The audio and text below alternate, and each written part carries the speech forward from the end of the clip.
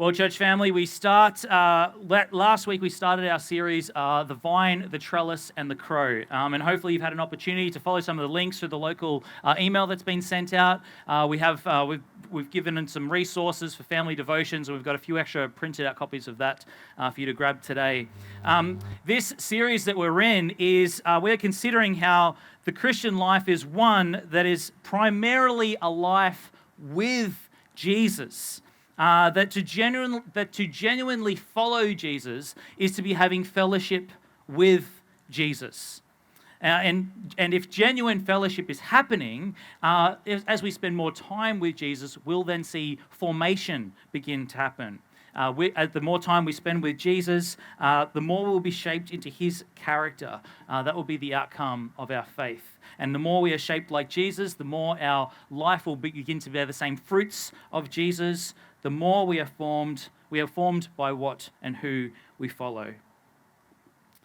Now, this concept basically just comes from, that old adage, show me your friends and I will show you your future. Now, we're starting this series in our church because we want to follow and fellowship with Jesus seriously. We want to be intentional about that. We don't want to be blasé about that.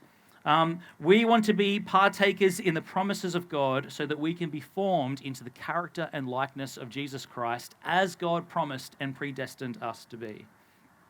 We want to be a people of faith, hope, and love. We want to be a people of patience, goodness, and kindness. We want to be a people known for our gentleness, our faithfulness, and our self-control because we are a people who are like Jesus and who love Jesus and who are spending time with Jesus. So we follow Jesus to know him and to make him known. And our following with him means fellowship with him and with one another with him. Today we are exploring in the second week of this series. This is an interesting week. We could put this at the end of our series. It's up the front, so I think people have a bit of awareness of what's going to this is what will be filled. But we're exploring a very, very practical step. It's a very practical step in what it looks like to follow and have fellowship with Jesus for this formation and fruit that Jesus talks about in John 15. Today we're considering what's called the concept of a rule of life. A rule of life. How it is a rule of life is the basis or the foundation for the practice of the spiritual disciplines. I'm noticing that it is beginning to sprinkle with rain. You can brave it if you like. You're also more than welcome to retreat to your car, pop up an umbrella. I'm going to say a quick prayer for the rain as well as we start. Father, we ask that you would keep us dry this morning. And if not keep us dry, help us have a great memory from our time together today. We trust you to provide an environment that is best to be able to focus in on Jesus and encounter him through your words. In Jesus' name we pray. Amen.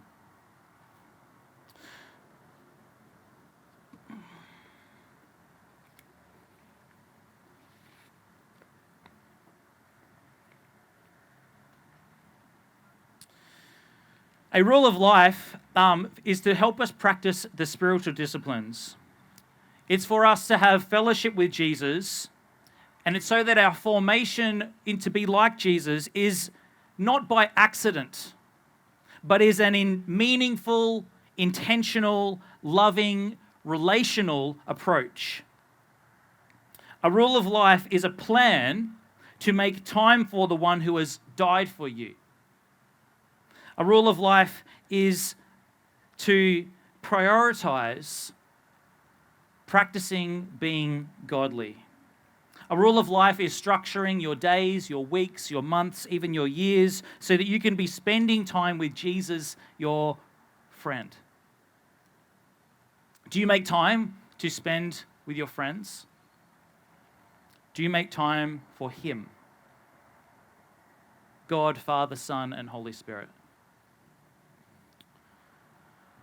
Colossians 3 says, if then you have been raised with Christ, seek the things that are above, where Christ is, seated at the right hand of God. Set your mind on things above, not on the things of earth.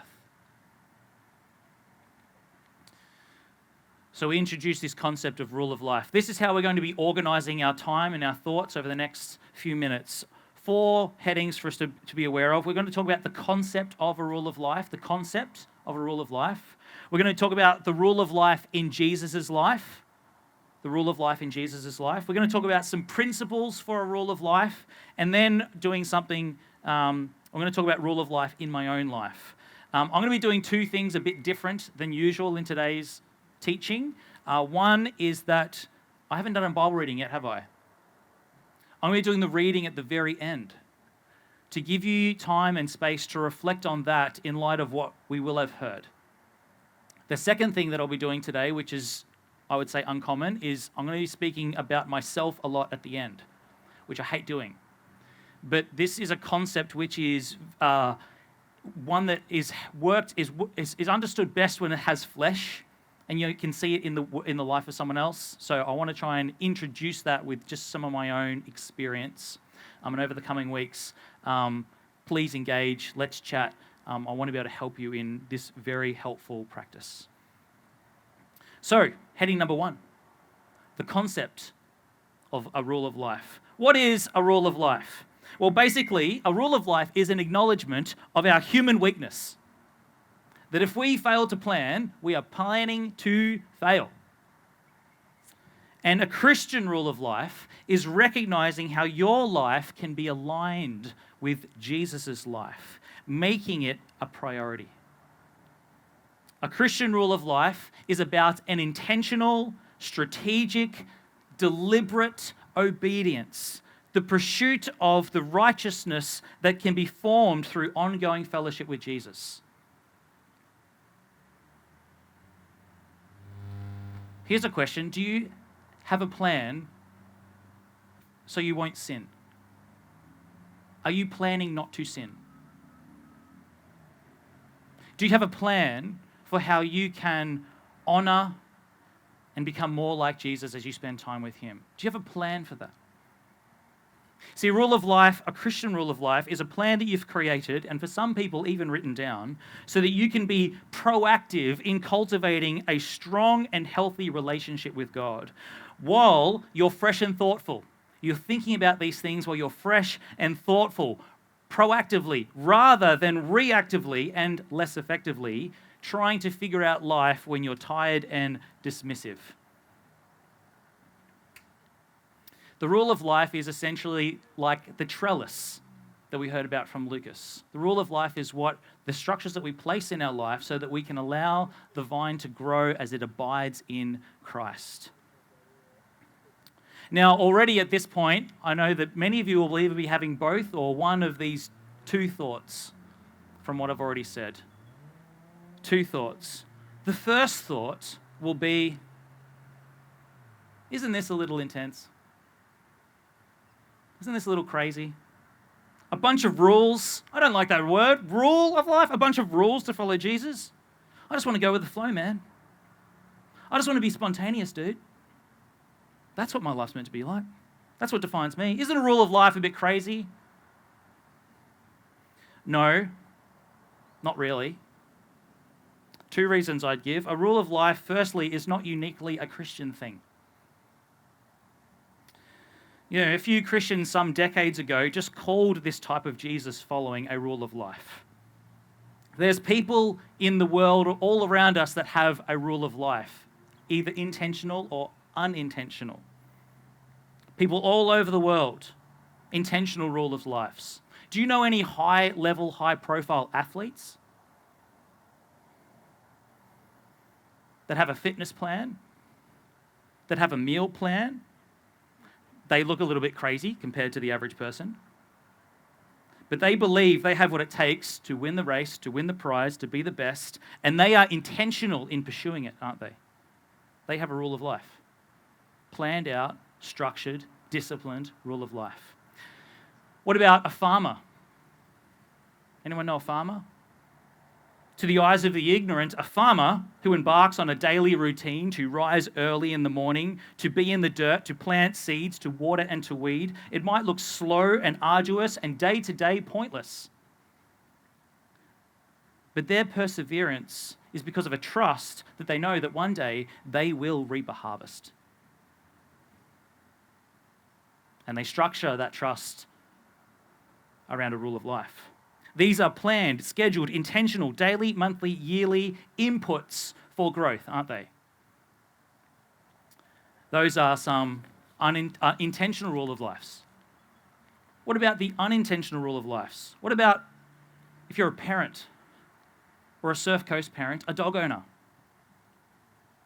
Someone who employs delayed gratification and enforces boundaries for their child or fur baby so that those people, those parents, those owners, they will embrace the pain as being perceived as mean because they know that this delayed gratification is an investment into the character of the one that they love. Now, there likely isn't a written plan, but the parents knows that there are necessary inputs for meaningful growth. These are versions of a rule of life.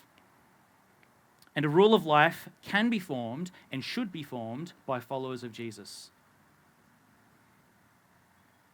Hebrews 3, the author writes, "Take care, brothers and sisters, lest there be any of you an evil, unbelieving heart, leading you to fall away from the living God.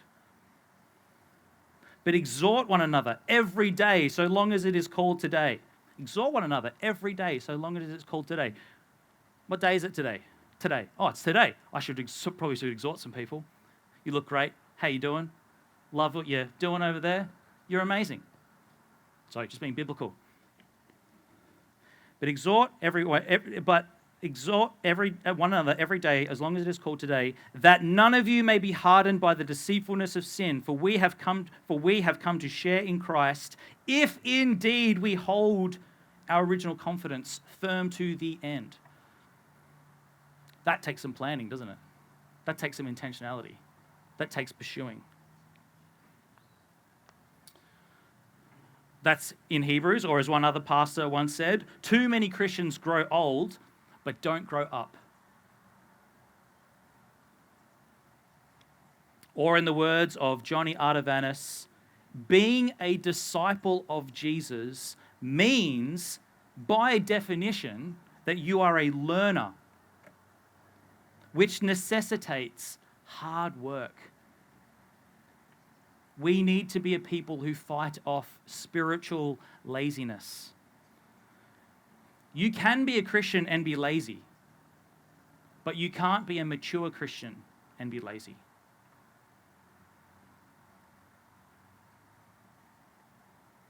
The great musician doesn't become great from their going with the flow or spontaneity.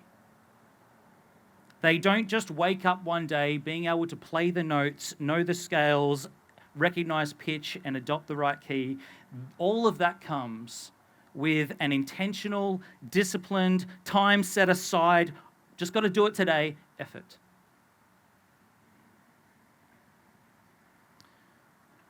And so a Christian rule of life, it is creating moments to practice your spiritual scales, to posture yourself in the presence of God intentionally. The Christian rule of life, it is time made intentionally for planting seeds for fruit, but not seeds into soil, but scripture into your soul. The Christian rule of life, it is being disciplined in your devotion, making and keeping appointments with God so that you can have a divine adjustment of your mind, heart, and soul. See, Christian maturity is movement from come and see to come and live with to come and die with Jesus. This is Christian spiritual maturity. And maturity takes time, it takes input, and it takes investment. You can't Amazon Prime spiritual maturity. You can't next day delivery Christian character. We know that you can't short circuit depth character. We know that. So why would we assume that we can short circuit spiritual character? And God wants active pursuers, not passive consumers. Colossians 3. If then you have been raised with Christ, seek the things that are above, where Christ is, seated at the right hand of God. Set your minds on things above, not on the things of earth. The Christian rule of life, it's you purposefully creating a calendar that allows you to add personal habits that lead to greater longings for Christ and his holiness. And the result is joy in finding both. This is not crazy. It's not too intense. It's the call of God to his children. As Paul writes to the church in Philippi, work out your own salvation with fear and trembling, for it is God who works in you, both to will and to work for his good pleasure. A rule of life is not a lonely walk. It's one with God. So that's the first thought that might be out there as we introduce the concept of rule in life. Is it a bit crazy? Is it a bit intense? No. But there's also a second thought, isn't there? There's also a second thought that comes to mind. It'll sound something like this. Louis, I thought we were saved by grace, man. Through faith, not a result of works, so that no one may boast. This rule of life stuff smells like legalism to me. Sounds like I'm earning my salvation. Well, good news if that's what you're thinking. A rule of life is not for earning your salvation. Grace is not opposed to effort. Grace is opposed to earning. As you engage in this series, it's super important to remember that we are saved by God. We are saved by God's initiative, God's mercy, God's power, God's work, God's love. So importantly, absolutely, a rule of life isn't a calendar of coerced accomplishments in order for you to feel good or bad depending on your performance. I'll say that again. A rule of life isn't a calendar of coerced accomplishments in order for you to feel good or bad depending on your performance. The good news of the Bible, hear this, if you've fallen asleep, the good news of the Bible is that our adoption into God's family is based on Jesus' performance credited to us, given to us by our trust and confidence in him. Not what we've done, what he's done. Isn't that good news? It's what he's done. A rule of life isn't a checklist of blind obedience to man-made rules in order to earn a place in God's community, as if that was ever at all possible. Being in God's community is by trusting in Jesus, having confidence in what Jesus has done, believing in Jesus, and giving your life to him. The gospel is the good news that God has pursued us, that God has rescued us, and that right now God is renewing us. And we every day are called to partner with him in that renewal process. And partnering with God in the renewal process, do you know what would work really well with that? Rule of life. A Christian rule of life. You see, if you are pursuing Jesus, if you have felt and experienced and have responded to the loving forgiveness and empowerment and affection of God towards you, if you felt that, if you've heard the call of God and you've been drawn to him, and you've known your sin, but also in the same thought felt his forgiveness and known him cherishing you, and if you've responded to God with thankfulness and delight and with a sense of weight-lifted love from him, then what are you going to want to do? Spend more time with him, aren't you? Continue to pursue him. Pursue the God who pursued you. To love the one who first loved you. despite all of our muck, despite all of our mess. You will want, or you at least deep down, you will know that you should want more of his loving relationship that he freely offers. You'll want more of God. And a rule of life is an appropriate, necessary response to the gospel. Response to the gospel, to our salvation for relationship with God. It doesn't get you into the family, a rule of life. It doesn't get you in.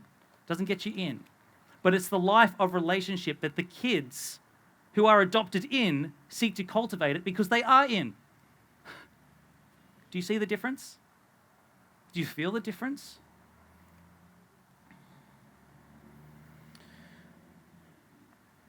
A rule of life in the family of God, in relationship to those who have made the commitment and have received Jesus and are believing in his name, that relationship, it will mean some effort. Yeah? Do you have friends? Do you have one friend? You know, sometimes you have to get in your car and drive to their house to have a meal. That's effort. You know, some relationships mean rules, don't they? Mean rules. Are you married? Don't sleep around. Don't lust after someone of the opposite sex or the same sex. That's that means rules. You're in a committed relationship, so there's rules to help the other relationship flourish. Oh, that's so logical. I can apply that to my relationship with God. To know the joy inexpressible and filled with glory. A relationship, all relationships we have, are gardens that we tend, that we invest in, that we spend time in, that we plant and that we water and that we weed so that we can enjoy. Aren't they? Ephesians 5, Paul writes, "Therefore, be imitators of God as beloved children, and walk in love, as Christ loved us, and gave himself up for us, a fragrant offering and sacrifice to God." Relationships, good relationships, they are always worth the effort, aren't they? Aren't they? And we barely even think of that in terms of effort, right? Like a good friend. We don't regret spending time with a good friend.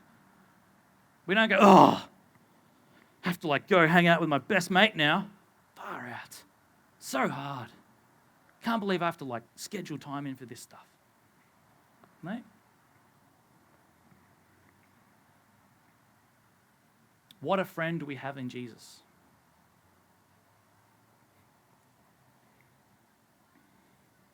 So good news. If you're thinking that a rule of life sounds like legalism, sounds like earning my salvation, please see a rule of life is not that. It's not so God will rescue you.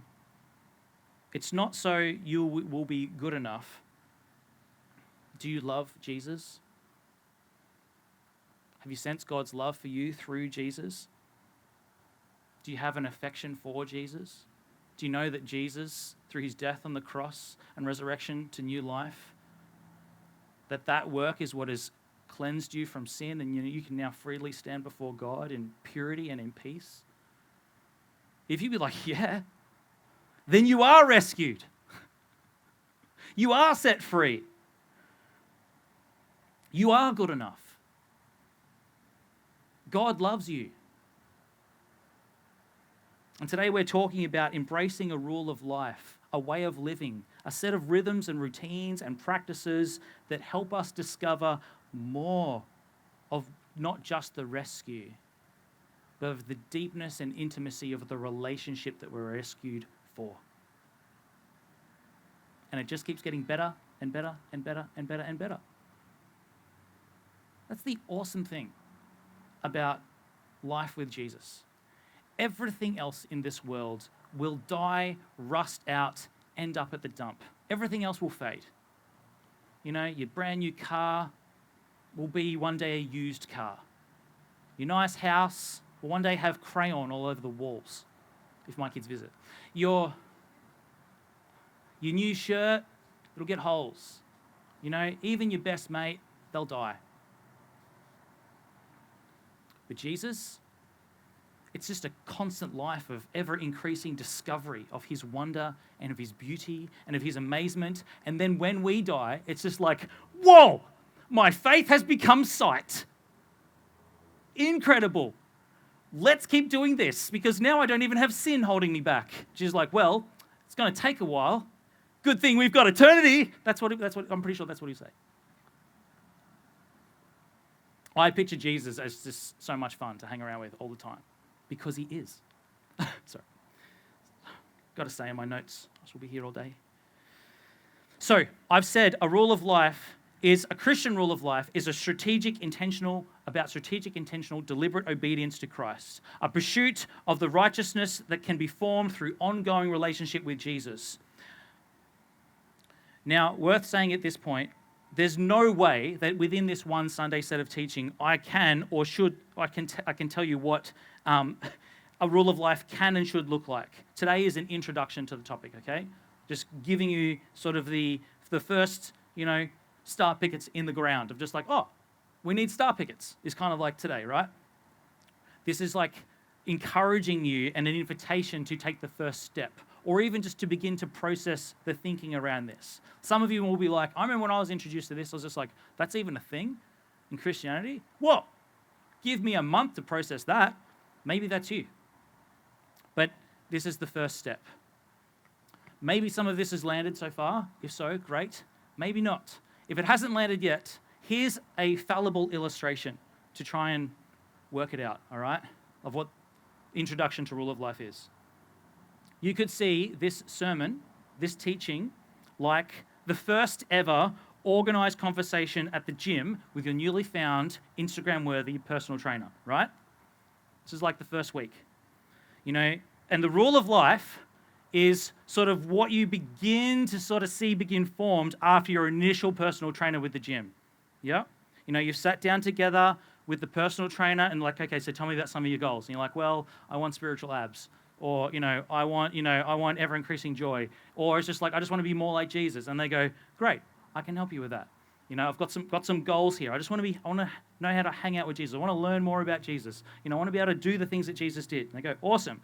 Let's start with your schedule because you're going to want to do some training, right? Like you've signed up for the gym now, signed up for the gym. So when are you going to be able to train? Let's talk about your calendar. Let's talk about your diary. All right? Let's do an audit and let's budget your time. And you sit down with your personal trainer and you're like, okay, so Zoe, what does your Monday look like? What's your Tuesday? We've got to find some time here. What's your Wednesday look like? What do your weekends look like? And then you're like, oh, gee, I've got a lot of wasted time there in that section of my life. Like, wow, turns out between 8 p.m. and 10:30 p.m., I just scroll through Instagram or whatever it is. I don't know. That's no one here, is it, at all? Get myself in trouble. Anyway. So you find out that there's actually some blocks of time that you can redeem for your training. And you're like, I actually do have more time than I thought to invest in this thing that eternally matters. And then also, as you do a bit of a time audit and heart audit, you're like, there's also some unhelpful activities that are going to be detrimental to my goals. So if you're at the gym and you're like, used to be a personal trainer and you're like, so tell me about your habits here. It's just like, well, don't go through McDonald's. It's the first thing you do in the morning. Like, that's not going to help you. You want to lose weight, and you're getting like the double McMuffin thing with the extras. Like, don't. Like, okay, and you go, okay. So a rule of life can be exposing, right?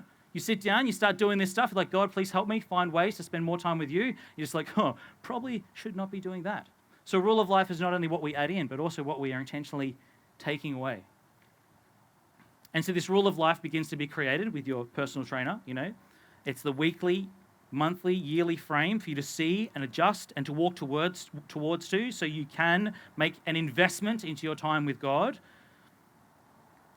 for you to be who he wants you to be. And the rule of life, once you've got the time blocks sorted out, because that's really where we're thinking time blocks, the calendar, the intentionality of spending time with God, meaningful investment. Then, this is weeks to come, you start thinking about the spiritual disciplines or the exercises that you put into that calendar. So the first session with the personal trainer is, when can we train? How often are we going to do this? What's the pattern going to look like? And then subsequent sessions, subsequent weeks in this sermon series, are the exercises that we might do.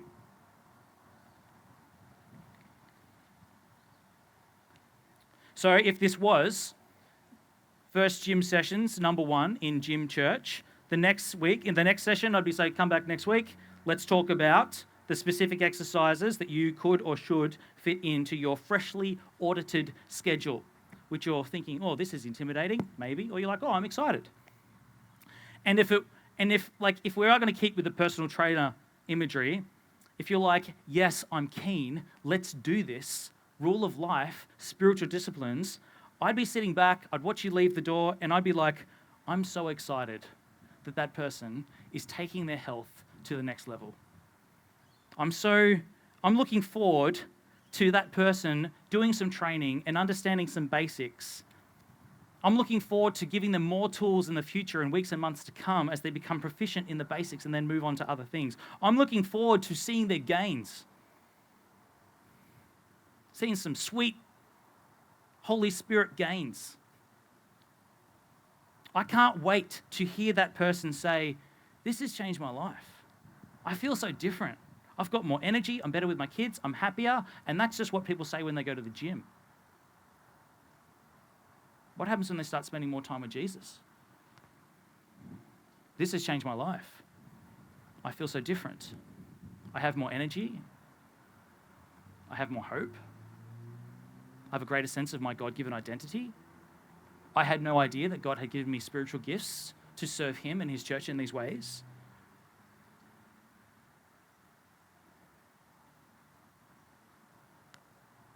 I don't recognize the person I used to be. All of these things would be what I'm keen to see from the discipline of putting time aside to invest in a relationship with God.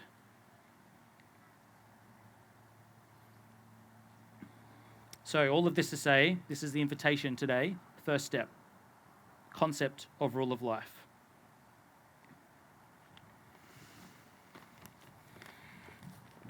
Now this is the concept. Segue. I don't want to leave you in the lurch as to what are some of the things that I get to do in my rule of life? You're telling me about organizing time, okay? What else? I just don't want it to sort of stop here. What am I going to be putting into that? Okay? Sounds all very it's kind of mysterious. It's oh, I'm a bit excited. I'm nervous. What's going into these spaces that I'm willing to create because I want to take Jesus seriously? Well, let me give you some of the generalized inputs that you can expect to see over the coming weeks, and more for you to follow up over the series. So in the coming weeks of this series, we're going to look at practices of examination and encouragement, work and rest, delight and denial. But here's a shortcut version. Those are all very artsy headings, which is too much to preach in those times. Josh has got a few weeks to come, work and rest, just one sermon, just the theology of work and rest in one sermon. Poor Josh, pray for Josh. But here's the shortcut version, what to expect in your rule of life. If you want to know what the shape and the result of a rule of life, a fruitful rule of life is, if you want to know what the shape of it looks like and the result of it looks like, a fruitful one, look at Jesus' life. Look at Jesus' life. We know that the goal of a rule of life is to practice the spiritual disciplines. The result of the spiritual disciplines is intimacy, delight, and joy in God. And this was epitomized in Jesus. Jesus is the culmination of that. Who had the greatest joy in God? Jesus. Who was perfectly able to abide in God? Jesus. Who produced the most fruit for the glory of God? Jesus. As Dallard Willard said, we want to be a kingdom of God people, being with Jesus, becoming like Jesus, and doing what Jesus did.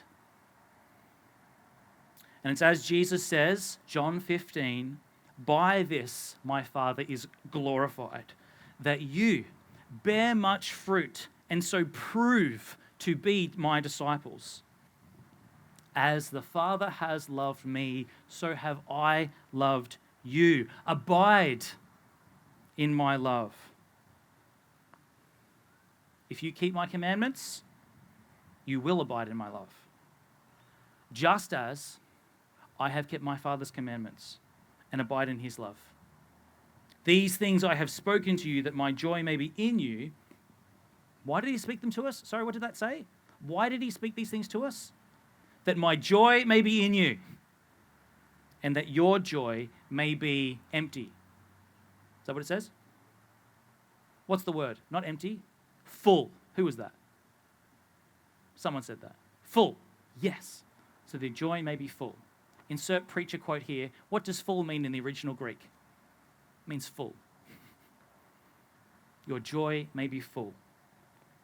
Man, could you imagine that? How's your week been? A lot of joy this week. Hold on, wait, you weren't busy? No. Just, I want to tell you about my joy. Oh, tell me about your joy. Full, mate. Full. Can't get any more. Full. Overflowing, in fact. So much joy. Joy everywhere. In my heart. Exploding joy. Why? I've been abiding in Christ. Keeping his commandments. Seeking him. Following him. So much joy. I've got to stay on my notes. Sorry, guys.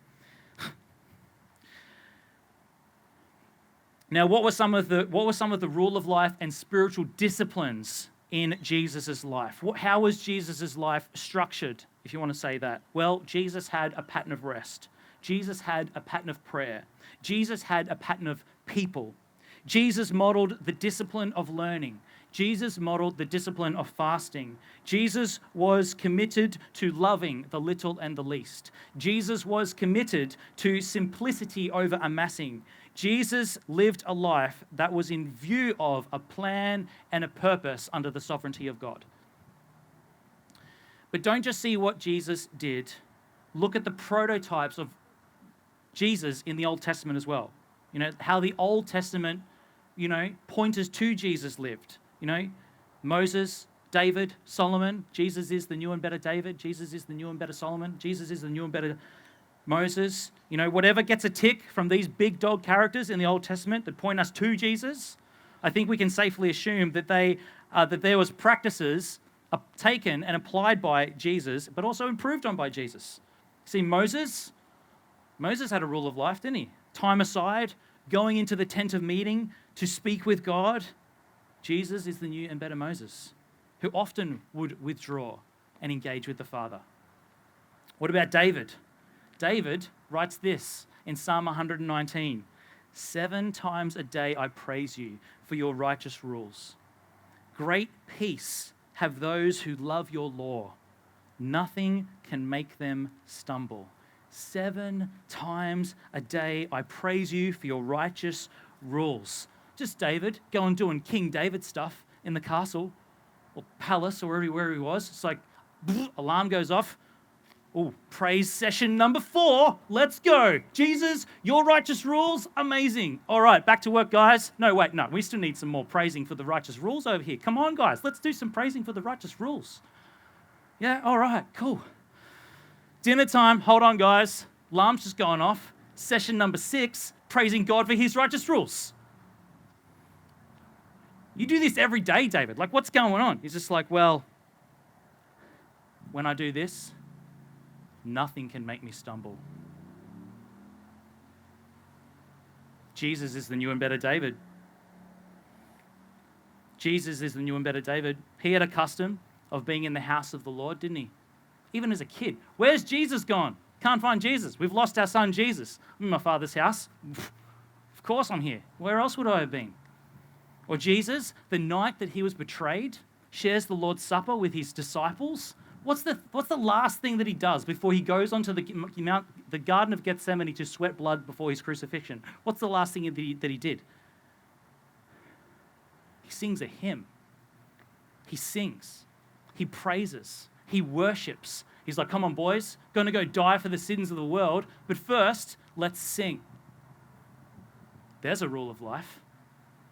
Worship before worry. Come on, Jesus. Solomon, Jesus, the new and better Solomon. He loves God. He builds a house for God. He meets with God. Solomon writes, get wisdom, get understanding. Do not forget God's words or turn away from them. Jesus, he's the new and better Solomon. In terms of getting wisdom, he is wisdom. He's the Logos. So what will fill your rule of life? Generally, most of the practices that you'll be able to begin or more deeply pursue over the coming weeks will be things that have already been modeled by Jesus. So if you're already thinking, what are some of the things that I can be including and pursuing as part of my rule of life? When you have that thought, think about Jesus.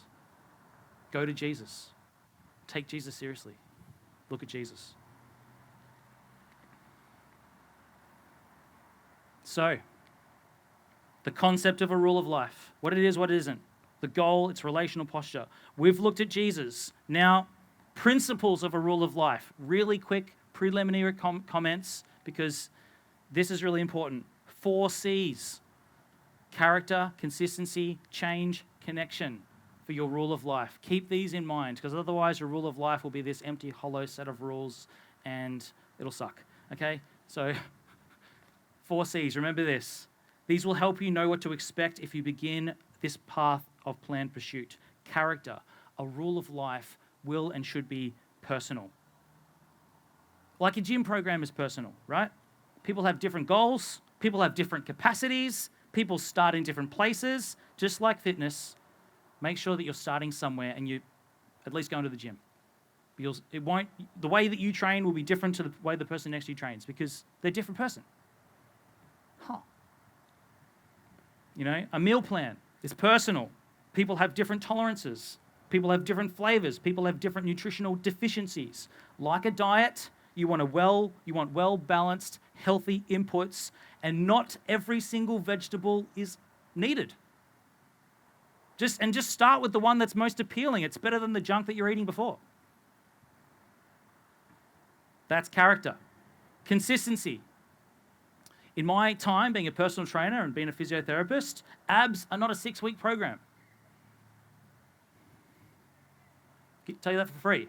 I'm not going to bill anyone for today's session. An ability to run a marathon is not just by dipping in and dipping out and dipping in and dipping out. A rule of life is only effective if you put it into effect over an extended period of time. Third, change. A rule of life should and will change, just like a gym program will change. You will progress from more basic to more complex exercises. Not that more complex exercises are better, but it's just that you'll begin to explore new muscles that you're just like, whoa, I didn't know I could do that. I know that could do this. You'll begin to discover new strengths. You'll begin to develop more interests as you figure one thing out. You're like, well, what about this over here? What does this machine do? Someone show me. This looks fun. And that person looks like they're having a great time. And they seem pretty fit, And you'll also begin to uncover your weaknesses in a rule of life. Like, whoa, didn't know that was there. Might need to work something into my rule of life with that one. And you'll grow. And you'll adapt. So your rule of life should also grow and should adapt.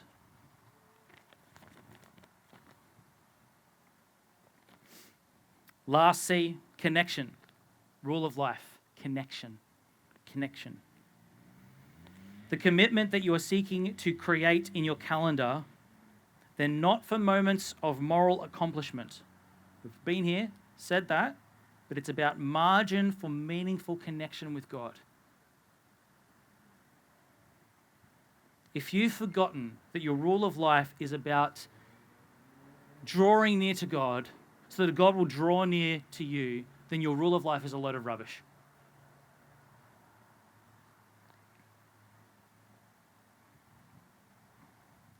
So there's a brief flyover, rule of life. Some principles, the concept, 4 C's, that was cute. Now the part that is awkward for me, hopefully helpful for you. Rule of life in my own life. My life's been, year 11 and 12. I was, year 12, discovered the gym, became a bit of a gym rat, and then I was in the army, a bit of an army brat, there was an appreciation of discipline that was already there. There was an appreciation of structure and form and routine and rhythm. And I had that appreciation of structure. Okay, in that time of my life, I really appreciated this scripture, Psalm 119. How can a young man keep his way pure? By guarding it according to your word. With my whole heart I seek you. Let me not wander from your commandments. I have stored up your word in my heart, that I might not sin against you. Blessed are you, O Lord. Teach me your statutes. I would say back then I had a rule of life for how to do chin-ups. The other part was just I should read my Bible every day and try and pray. But I didn't call it a rule of life. But it was there. Maybe that's some of you. Like, oh, I kind of got a rule of life already. That's encouraging. You should be encouraged. Then 12 years ago, no wait, more than that now, 12 and a half years ago, there you go. I got married. This was significant, right? Hopefully, should say that. Esther's not here anymore. Hopefully she's still here. Pre-marriage counselling in that time taught me the value of figuring out basic things of life when you're in a good headspace. So that when things get hard, there's rails and there's some decided rules and principles to keep the ship on course when the waves rise. So we'll be able to navigate via our instruments and not via what could become emotionally influenced intuition. Yeah? So even back then, at the start of our marriage, you're like, well, we're not going to talk in this way. We're not going to do these things. We're going to establish some appropriate boundaries and ways of doing relationship together so that it's going to be in the best space to flourish in the best way we can. We decided that when we had a good headspace at the beginning. And we keep coming back to that. We keep doing that just so we make sure that when we're tired and emotional and worn out, we bump into this rule of life for our marriage. Back then, I really appreciated this scripture. Walk in a manner worthy of the calling to which you have been called, with all humility and gentleness, with patience, bearing with one another in love, eager to maintain the unity of the Spirit in the bond of peace. Ephesians 4. So there's already shapes of a rule of life, which we're beginning to sort of see and be like, okay, this is kind of like what it is. 8 years ago, I was introduced to the concept of what's called the ideal week. The ideal week. This is sort of just some of the wisdom of the world and, how to micro habits and all that sort of stuff to be an efficient, human being, blah, blah, blah.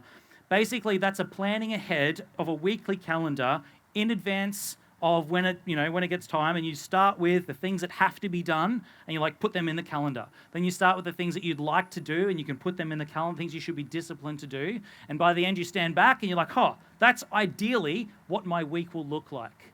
That was really helpful. Esther and I moved house a lot. I was studying and it was like, you sort of live two different lives as she studies and I study. And we go back to the ideal week.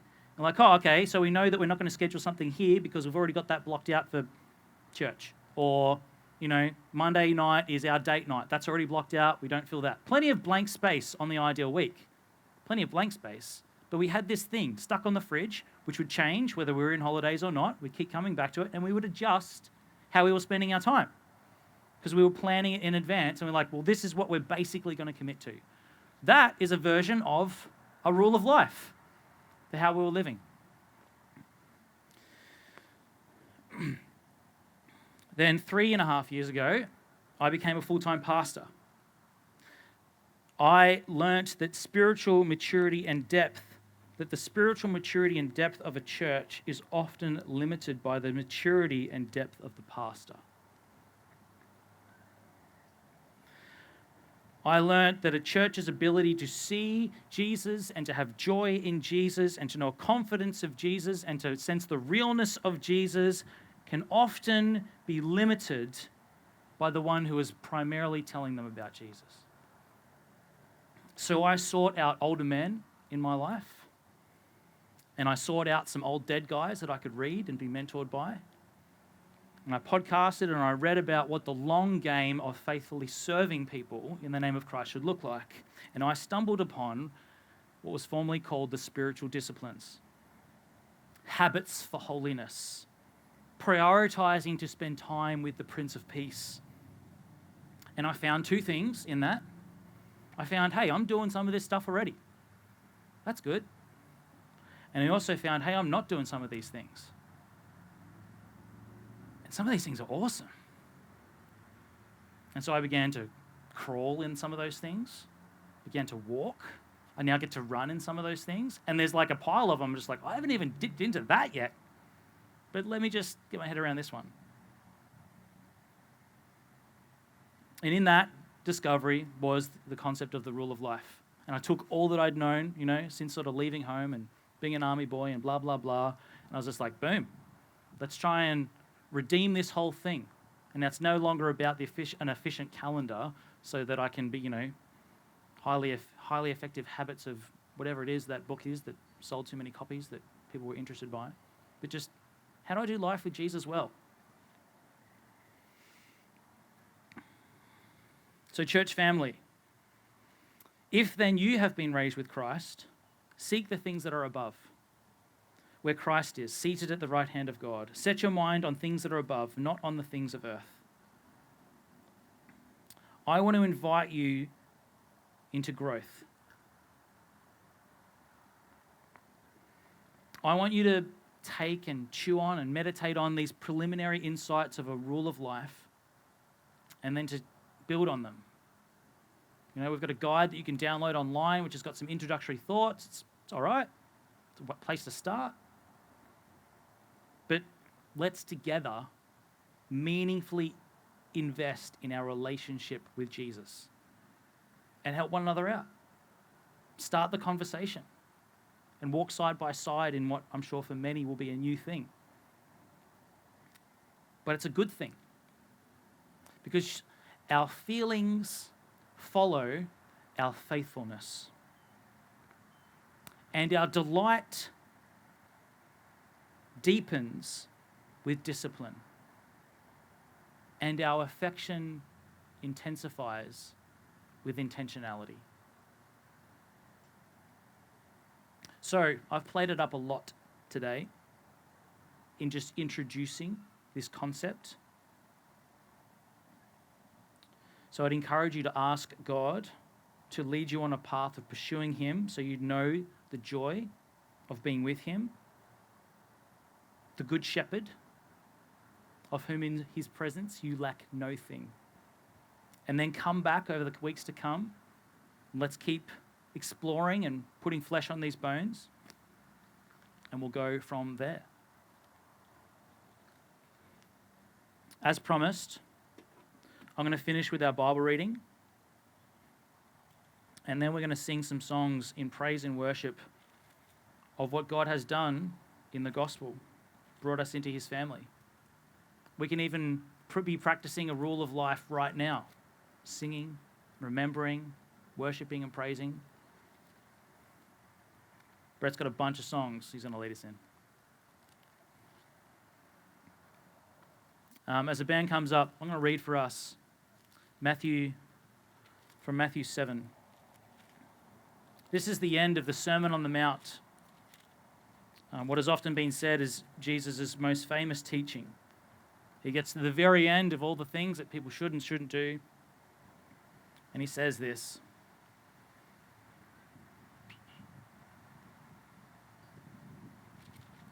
"Not everyone who says to me, 'Lord, Lord,' not everyone who says to me, 'Lord, Lord,' will enter into the kingdom of heaven, but the one who does the will of my Father who is in heaven. On that day, many will say to me, 'Lord, Lord, did we not prophesy in your name and cast out demons in your name and do many mighty works in your name?' And then I will declare to them, 'I never knew you. I never knew you. Depart from me, you workers of lawlessness.' Everyone who hears these words of mine and does them will be like a wise man who built his house on the rock. And the rain fell, and the floods came, and the winds blew and beat on that house, but it did not fall, because it had been founded on the rock. And everyone who hears these words of mine and does not do them will be like a foolish man who built his house on the sand. And the rain fell, and the floods came, and the wind blew and beat against the house, and it fell. And great was the fall of it.